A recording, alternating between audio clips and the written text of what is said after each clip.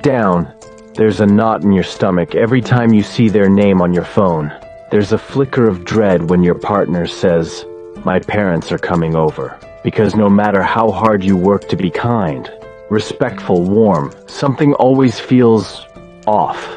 Maybe they're polite. Maybe they smile. Maybe they even call you sweetheart or dear. But behind those fake pleasantries is a wall you can't break through. And here's the painful truth. They might actually despise you. Not openly, not dramatically, but subtly, quietly, with a kind of covert hostility that leaves you questioning your sanity. That's the thing about toxic in-laws. They don't always scream or slam doors. Sometimes they just exclude you. Sometimes they just compliment you in a way that makes you feel 2 inches tall. Sometimes they bring up your partner's ex over and over and over. Let me ask you something. Have you ever walked into a room full of your in-laws and felt like you were intruding on a club you'll never be allowed to join? Have you ever sat at a family dinner, surrounded by laughter, and still felt completely, utterly alone? Have you ever smiled through gritted teeth, while someone who's supposed to be family said something that made you want to cry? If you said yes to any of these, you're not crazy, you're not too sensitive, and you're definitely not alone. Today, we're going to expose the 5 shocking signs your in-laws secretly hate you, even if they pretend to like you. These aren't just minor annoyances. These are subtle, calculated behaviors designed to make you feel like you'll never be good enough for their son, or daughter, or family. And here's the worst part. If you don't recognize the signs early, you might spend years trying to win over people who never intended to welcome you in the first place. Let's be real. No one wants to believe their in-laws hate them. It feels petty. It feels dramatic. So we dismiss the red flags. We make excuses. Oh, she didn't mean it like that. Oh, maybe he just had a bad day. Oh, I'm probably just overthinking this. But you know what that constant self-doubt does? It wears you down. You start shrinking yourself, censoring your personality, questioning your worth, all to keep the peace with people who would never do the same for you.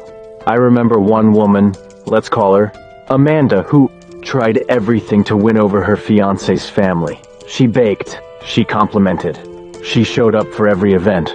She once even helped plan his mother's birthday party. You'd think she'd be on their good side by then, right? Wrong. On the night of the party, she showed up early to help set up. She brought flowers. She even made a custom photo album of old family pictures for his mom. You know what the mother-in-law said? "Oh, you didn't have to do all that. I mean, we already have someone in the family who plans these things. But I guess it's sweet that you tried."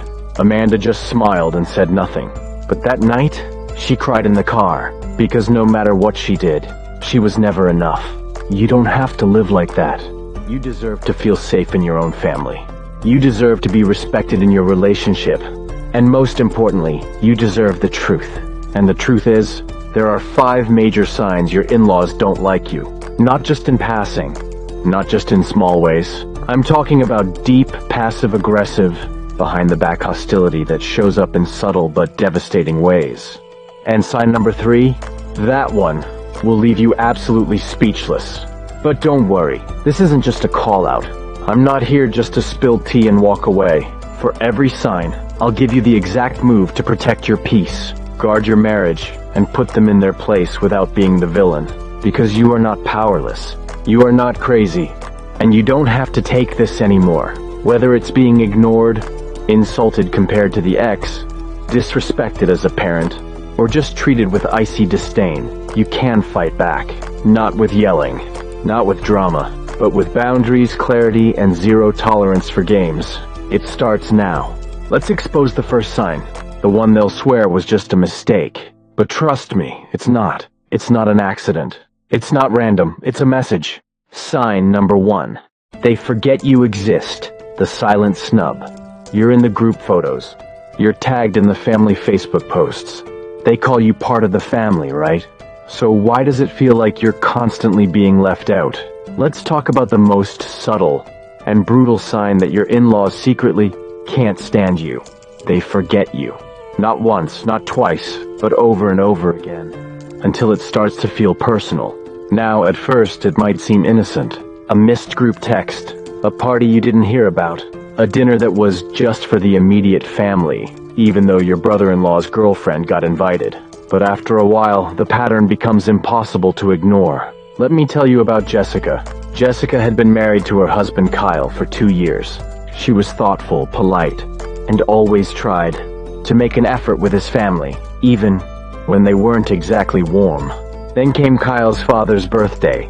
It was a big one, his 60th. The family was planning a huge dinner at his favorite steakhouse. Everyone was buzzing about it. Kyle mentioned it casually one evening, and Jessica froze. "What dinner?" she asked. Kyle blinked. "The one for Dad. Didn't you get the text?" She didn't. No invite. No mention. No message. Nothing. Jessica tried to laugh it off. "Maybe your mom forgot to include me?" Kyle shrugged. "Yeah, maybe. But that night, when they arrived at the restaurant, something didn't add up.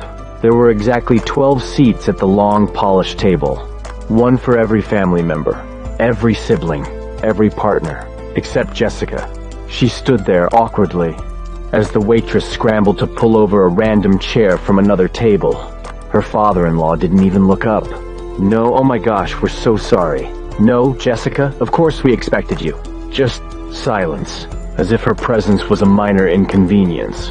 She sat perched at the edge of the table all night, squeezed in between a ficus plant and the coat rack. No one talked to her. No one asked her how she was. She was physically there, but emotionally invisible. And when she brought it up to Kyle afterward, he just said, "Don't take it personally. My parents are just forgetful." But here's the truth. People don't repeatedly forget people they value. Let's be honest. If that had been his sister's husband, or even a cousin's fiancé, they would have made sure they were included. When they leave you out of invites, when they fail to mention family plans, when they don't even consider your existence in the conversation, that's not forgetfulness, that's a message. It says, you're not really one of us. You're temporary. You're not worth remembering. And here's where it gets worse. When you finally speak up, they'll act shocked. "Oh no, we didn't mean it like that. We thought Kyle would tell you." "It was just a small thing. We didn't think you'd want to come." Translation? You're overreacting. It's your fault for caring. It's emotional gaslighting dressed up as casual negligence. So what do? You might be tempted to swallow your feelings, to pretend it doesn't hurt, to smile and show up anyway, like Jessica did. But that only teaches them one thing. They can disrespect you, and you'll still come running. So here's your move. Step 1. Make your partner address it directly. Not with hints, not with passive-aggressive comments, but a real conversation. "Hey, I noticed Jessica wasn't included in the group text. She's my wife, and it's important she's treated like family. Please make sure she's included next time." Why your partner? Because if you bring it up, they'll dismiss it as you being dramatic or insecure. But when their own child calls it out, they have to face the truth. Step 2. Don't apologize for expecting respect. You are not too sensitive for wanting to be included. You are not demanding for expecting to be treated like an equal. You're a part of the family now. And that means you deserve a seat at the table, literally and figuratively. Step 3. Watch what happens next. If they change, great. If they double down, make more excuses, or continue the pattern, then you have your answer. Because real family doesn't make you feel like an outsider. Real family doesn't exclude you and then pretend it was an honest mistake. You don't have to beg for basic respect. And you definitely don't have to keep showing up to places where you were never truly invited. Here's the bottom line. You can't force people to like you, but you can choose how you respond when they show you who they really are. If your in-laws forget you too often, it's not forgetfulness, it's intentional, it's targeted, and it's time to stop letting it slide. Sign number 2. They give you backhanded compliments, the sugar-coated insult. There's a special kind of pain that comes from a compliment. That's not really a compliment. You know what I mean. The kind of remark that sounds polite, even sweet, until it hits you a second later and leaves you spinning. And when it comes from your in-laws, it's not just awkward, it's calculated. They don't want to start a fight. Oh no. They want to undermine you without looking like the bad guy. They want to hurt you in A way that makes you look like the oversensitive one if you react. Let's talk about backhanded compliments. Because if your in-laws are dishing them out, trust me, they are not your fans. Let me tell you about Lisa. Lisa is the kind of woman who goes all in. She's a host, a planner, a do-it-all type. When she and her husband Jake bought their first home, she wanted to make a great impression on his family. So when his parents came over for dinner, Lisa pulled out all the stops. Candles, music, fresh flowers, even made her famous lasagna. 3 layers, rich sauce, handmade noodles, 5 cheeses. The whole thing was out of a magazine. Everyone sat down. The first bite went in. Lisa smiled nervously across the table at her mother-in-law. And then came the compliment. "Oh wow," she said, tilting her head, chewing slowly. "I've never had lasagna with this much cheese before. It's so unique." Unique. That's a word you use when you hate something but want to sound polite. Lisa laughed, trying to brush it off, but then came the follow-up. "You know, Jake's old girlfriend used to make a really light version with zucchini noodles. She said heavy food was just too much for Jake's digestion." Boom. 1 sentence, 2 jabs. "Your food is disgusting." And the ex did it better. Lisa spent the rest of the night picking at her food and pretending not to care. But deep down, it stung. Bad. And that's exactly what makes backhanded compliments so cruel. They're cowardly. Your in-laws might never scream or curse or throw things. No, they're too respectable for that. Instead, they wield sarcasm and passive aggression like a weapon. Here are just a few classic examples. "Oh, that's an interesting outfit. You're so brave with fashion choices. You're actually pretty good with the kids. For someone who didn't grow up in a big family. You made this? Wow, you're more domestic than I thought." On the surface, harmless. But underneath, every word is dripping with judgment.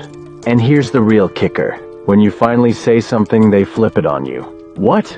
I was just giving you a compliment." Don't be so sensitive. "I didn't mean it like that."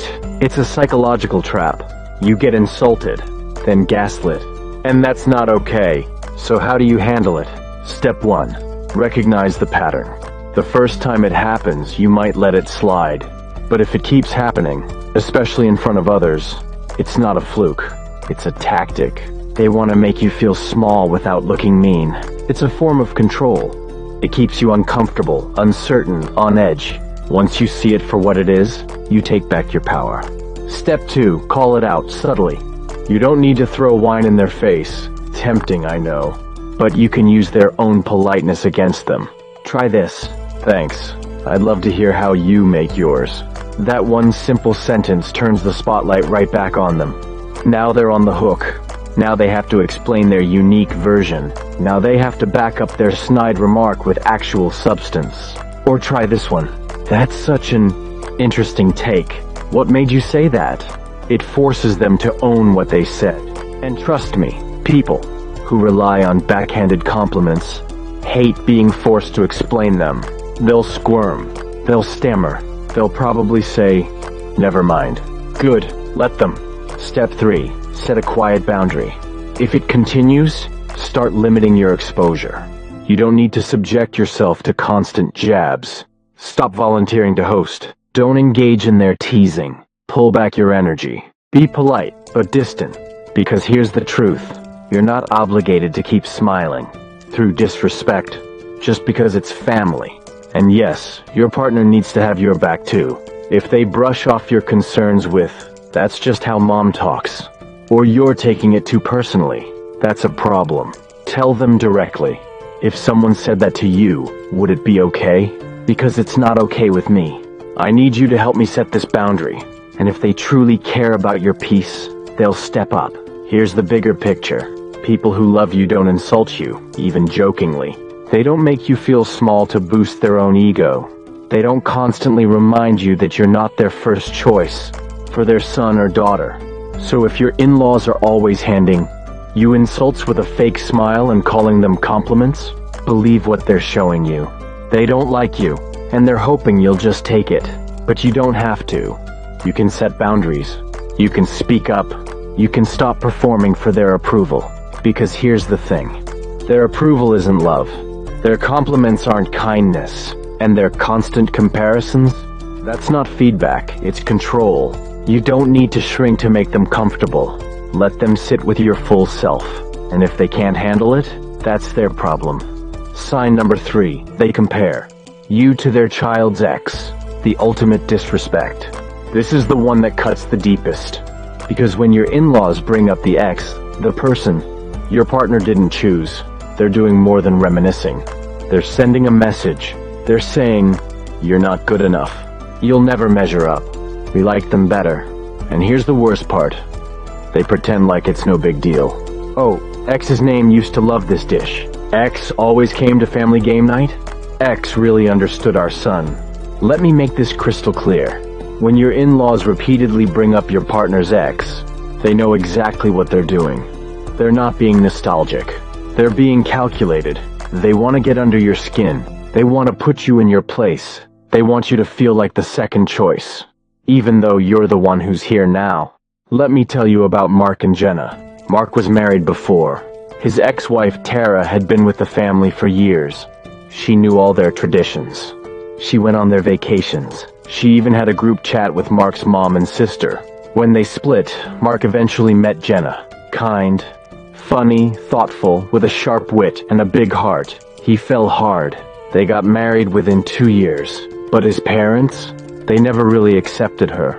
They smiled. They were polite. But at every family gathering, the ghost of Tara loomed. At first, it was small things. Remember when Tara used to bake those apple pies for Thanksgiving? Nobody could beat her crust. Or, Tara always made sure the table looked just so for Christmas dinner. You should have seen it, Jenna. Jenna bit her tongue. She told herself it wasn't personal, that they just missed what they were used to. But it didn't stop. One day, Mark and Jenna invited his parents over for brunch. Jenna had worked all morning. Cooked eggs, pancakes, fresh fruit.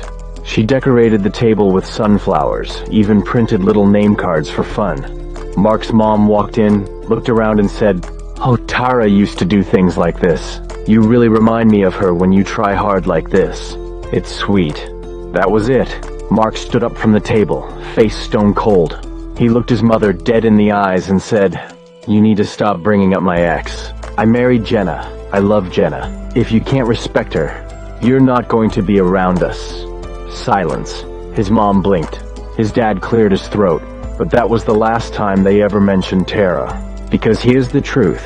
Sometimes it takes your partner speaking up for the message to land. But the point is this. If they're comparing you to the ex, they don't respect your position. They're still clinging to someone who's gone and trying to make you feel like you'll never be good enough. And let's be honest, it's insulting on every level. You're not just dealing with their grief over a relationship that didn't work out. You're being used as a measuring stick, a scapegoat, a reminder of what they lost, or think they lost. And here's the twist. Sometimes the ex wasn't even that great. Sometimes your in-laws didn't actually love them that much at the time. But now that you're here, now that they're uncomfortable with your differences, suddenly the ex becomes Saint Tara, Perfect Paul, Golden Gabriella. It's not about the ex. It's about control. It's about punishing your partner for making a choice they didn't approve of. And that's where you draw the line. So what do you do? Step 1. Call out the pattern privately.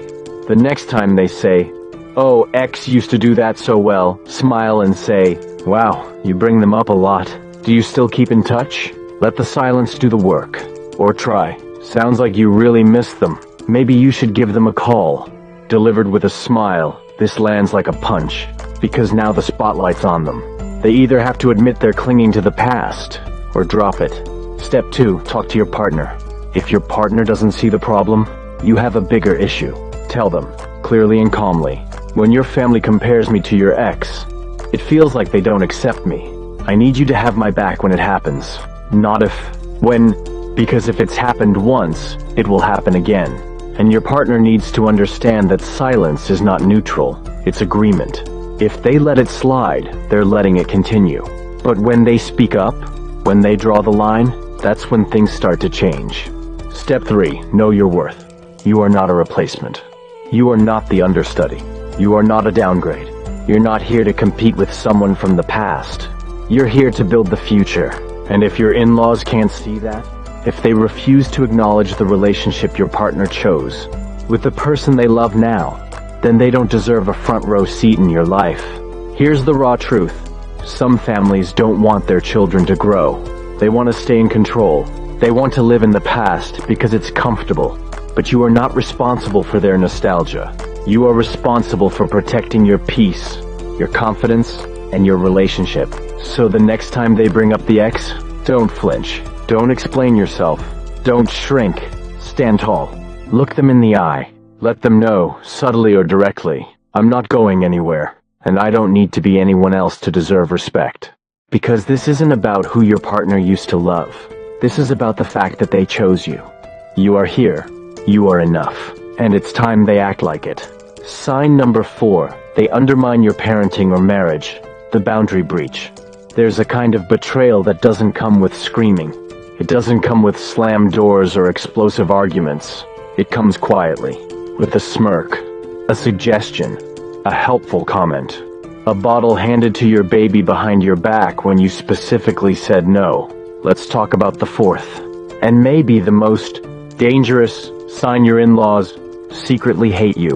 They undermine you. They cross lines they know not to cross. They ignore the boundaries you've clearly set. They insert themselves into the heart of your marriage or your parenting and pretend it's all out of love. Spoiler, it's not love. It's control. And it's war. Let me tell you about Nina. Nina had just given birth to her first child. She was exhausted, overwhelmed, and trying to do everything right. She decided early on to breastfeed, not because she wanted to prove anything, just because it felt like the right choice for her and her baby. Her husband supported her. Her friends supported her. But her mother-in-law? From day one, she had opinions. Oh, breastfeeding is too much work. In our family, we used formula and our kids turned out just fine. He's still hungry. Are you sure you're producing enough? Nina smiled through it, tried to educate her, tried to stay polite. Then came the incident. Nina stepped out one afternoon to shower. Her mother-in-law had offered to watch the baby for a bit. Harmless enough. When Nina came back, she walked into the living room and froze. Her Emil was holding the baby with a bottle. Formula. Unlabeled, unapproved, unasked. Nina stared. What is that? Her Mill smiled, sweet as syrup. Oh, he was fussy. I had some in the car from earlier, just in case. He needed it. Nina couldn't speak. Her jaw was clenched. Her fists were shaking. But the betrayal hit deeper than the bottle. It wasn't just about food. It was about disrespect. It was about someone looking her straight in the face, hearing her choices as a mother, and choosing to ignore them. That's not love. That's power play. And it's more common than you think. Maybe it's your in-laws accidentally giving your kids candy right before dinner, when you've told them 100 times no sugar before meals. Maybe it's them questioning your decisions in front of your children. You don't have to listen to that rule. That's just your mom being strict. Or maybe it's them meddling in your marriage, calling your partner after every disagreement, whispering advice that undermines your authority, siding with their child and painting you as the irrational one. This is not harmless. It's sabotage, and if you let it slide, it only gets worse. Because people who don't respect your boundaries will keep pushing them until there's nothing left. So what do? Step 1, name it. Not with rage, not with sarcasm, with clarity. After the baby bottle incident, Nina sat her husband down and said, "Your mom crossed a major line today. This isn't about breastfeeding, it's about respect. And I need you to handle it. Because here's the thing, you shouldn't have to fight this battle alone. If it's his family or hers, they need to step up. Why? Because if your partner doesn't take your side, your in-laws never will. You become the villain, the problem spouse. The reason things changed after the marriage. No, you are not the problem. Their disrespect is. So your partner must step in and say, this is our parenting choice. Please don't go against it. If it happens again, we'll have to limit time together. Clear, calm, final. And if they get offended, let them. Offended is fine. Disrespected is not. Step 2, lock down boundaries. Start saying things like, we've got this handled, thanks. That's not up for discussion. Please respect our choices. Repeat, repeat, repeat. If they keep pushing, it's time for the hardest but most necessary move. Limit unsupervised time. Yes, it sounds harsh, but if they've shown you they'll cross lines behind your back, they've lost the privilege of being trusted alone. This isn't revenge, it's protection. For your child, for your relationship, for your peace. Step 3, stop explaining. You don't need to justify your parenting, or your marriage, or your life. Your in-laws aren't the parents. They're not the boss. They're not the third person in your marriage. Their opinion is optional. Your authority is not. You want to breastfeed? Fine. You want to co-sleep? Fine. You want to take your time with potty training, or discipline gently, or raise your child differently than they did. That's your choice, not theirs. And if they can't respect that, they get less access. Because here's the raw truth. They don't get to break your rules and still expect full privileges. And if your partner tries to keep the peace by staying silent, remind them, if you don't stand with me in front of your family, you're standing against me. No one else has to live in your home. No one else has to raise your kids. No one else has to sleep next to you every night. So why should anyone else's opinion have power here? Here's the bottom line. Your in-laws can love your child without having control over how they're raised. They can care about your marriage without being involved in it. And if they can't handle that, let them pout. Let them talk behind your back. Let them threaten to cut you off. Because the people worth keeping in your life are the ones who respect your boundaries, even when they don't agree with them. Sign number 5. They're cold and dismissive. The icy treatment. There's a kind of rejection that doesn't need words. It's not what they say, it's what they don't. The silence, the stiff body language, the complete lack of warmth, the way their eyes skip over you like you're invisible. This is the cold shoulder, and it might be the clearest sign yet that your in-laws secretly hate you. Let's talk about Ryan. Every time Ryan greeted his father-in-law, he offered a polite smile and went in for a hug. Every time the man turned to stone. No arms lifted, no smile. No "Hey Ryan," just a stiff back and a blank stare. But what happened right after? He'd turn to Ryan's wife, his daughter, and suddenly light up like a Christmas tree. "Sweetheart, you look amazing. How's work? How's the dog? Come sit with me." Ryan, still standing there, still holding his arms awkwardly at his sides, still invisible. At first he thought he was imagining it. Maybe he's just not a hugger. Maybe I caught him on a bad day. Maybe I'm overthinking it. But it kept happening, over and over again. At dinner, he'd try to make small talk. His father-in-law would stare straight ahead. If Ryan spoke, the man would answer with one-word replies, or worse, pretend not to hear. It was icy, deliberate, undeniable, and the worst part, his wife noticed. But she didn't want to rock the boat. "I know it's weird," she'd say, "but he's always been like that. Don't take it personally." But Ryan did take it personally, because he knew the truth.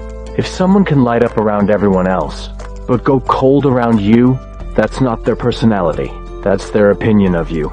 Let's be clear. Coldness is a weapon. It's the ultimate form of silent judgment. They don't have to insult you. They don't have to argue. They just act like you're not worth the air in the room. Dismissive in-laws will barely acknowledge you when you arrive. Talk around you instead of to you. Ignore your comments at the table. Make plans and exclude you like you're invisible. Act like they don't hear you when you speak. And the message is crystal clear. You don't belong here. So what do you do when kindness fails? When you've been nothing but respectful, and they still treat you like an outsider? You fight back, but not with anger, not with screaming, not with desperate attempts to win them over. You fight back by doing exactly what they don't expect. You match their energy and stop seeking their approval. Step 1. Stop overcompensating. If you've been overgiving, overpleasing, oversmiling, stop. They don't deserve that effort. They've shown you who they are. Believe them. Instead, become neutral. Not cold. Not rude, just neutral. Be polite, be brief, be detached. Stop feeding the relationship more than they're willing to give. Step 2. Focus on who does value you. Your in-laws might not welcome you with open arms, but your partner chose you. Your friends love you. Your own family embraces you. Start redirecting your emotional energy toward the people who make you feel seen. Let the cold ones freeze alone. Because no matter how hard you try, you will never be good enough for someone who's already decided to dislike you. You could save their child from a burning building, and they'd still find something wrong with your outfit that day. It's not about you. It's about control. They feel threatened by your presence. Maybe because you're different. Maybe because you won't bend to their unspoken rules. Maybe because you represent change, and they hate change. That's not your burden to carry. Step 3. Empower your partner to set the tone. This part is crucial. Your partner cannot stay silent in the face of disrespect. They must say, "Hey, I noticed how you treat my partner. It's cold and unfair. If we're going to keep showing up, there needs to be mutual respect. No excuses. No dodging." And if they won't say that, then you need to make some serious decisions about what kind of environment you're willing to walk into again and again. Because the more you tolerate that icy treatment, the more normal it becomes. Don't let silent disrespect become your new family tradition. You don't need their approval. Let's stop here for a second. Take a breath. Now hear this. You didn't marry your in-laws. You married your person. The one who saw you, chose you, and committed to building a life with you. Not with their mom. Not with their dad. Not with a panel of judges sitting at the family dinner table. Just you. So, if your in-laws smile to your face but insult you behind your back, if they forget you, exclude you, compare you to the ex, trash your parenting, or freeze you out completely, you do not owe them anything. Not your peace. Not your energy. Not your silence. You are allowed to draw boundaries. You are allowed to demand respect. You are allowed to walk away from toxic family dynamics, even if that family is tied to the one you love. And here's the truth most people won't say out loud. Being family doesn't give anyone the right to disrespect you. Read that again. Blood, marriage, holidays, none of that excuses cruelty. At the end of the day, you don't need their approval. You don't need their validation. And you definitely don't need their fake hugs and cold glances. You only need one thing. To remember who the hell you are. You are a whole person. You are worthy of love. You are worthy of peace. You are worthy of a seat at any table, especially the one you helped build. So stop shrinking. Stop begging. Stop twisting yourself to fit into their mold. Because you don't need to earn your place in their world. You are already enough. Now take that truth and let it set you free. Did your in-laws do any of these? Comment below which sign hit the hardest, 1 through 5. And if you've ever been made to feel like an outsider, smash that like button, subscribe and share this video with someone who needs to hear it. You are not alone. Let's keep this conversation going because no one should suffer in silence when it comes to family.